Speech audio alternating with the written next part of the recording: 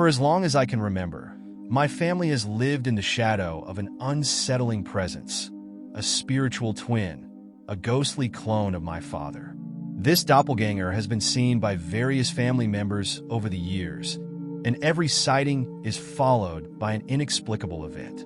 It's a pattern we've come to dread, though we speak of it only in hushed tones, as if saying it aloud might summon the phantom itself. The first time my mother encountered the doppelganger was decades ago. It was a warm summer evening, and she was alone in the house, waiting for my father to return from work. She heard the front door open, the familiar creak of the hinges, and the sound of heavy boots crossing the threshold. She called out to him, but there was no response. She watched as he walked past the living room, heading toward the back of the house.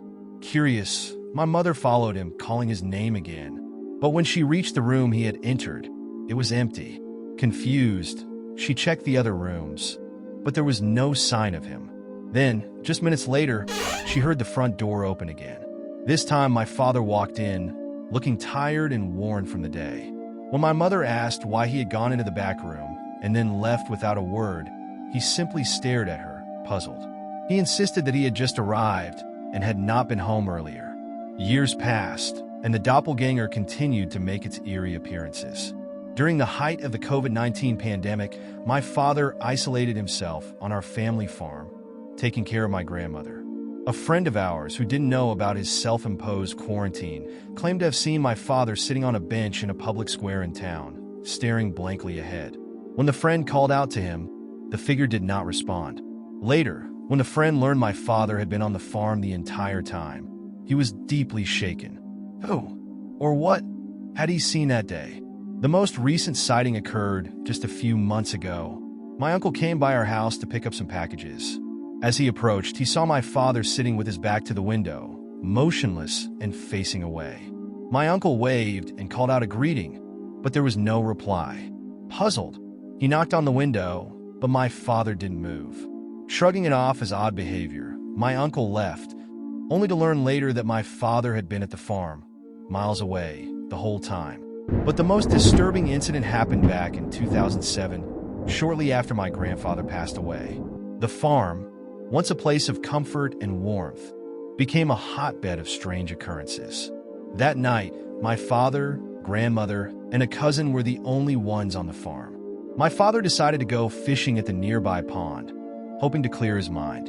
A few minutes after he left, my grandmother and cousin heard someone enter the house. It was my father. At least it looked like him. He was holding a large fish, fresh from the water. Without a word, he began to peel the scales off the fish with a knife, the sound of the blade scraping against the fish's skin echoing through the room. When he was done, he handed the fish to my grandmother and walked out the door.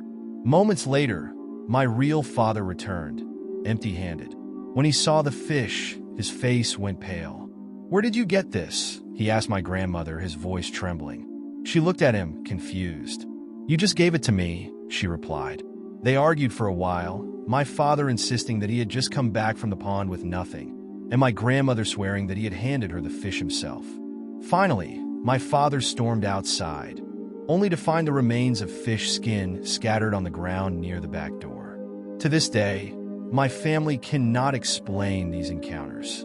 Each sighting of my father's doppelganger is followed by an unease that lingers, as if the very air has turned heavy with dread. We've learned to live with it, though we pray that each appearance will be the last. Yet, deep down, we know the doppelganger will return. It always does. So, was this real or fake? Did we completely make this up? Or was it based on a true story? Now, remember we spice up the true stories a little, just to make them a little interesting. You tell us. Comment below. What do you think? I will reveal the real and the fake ones on December 18th.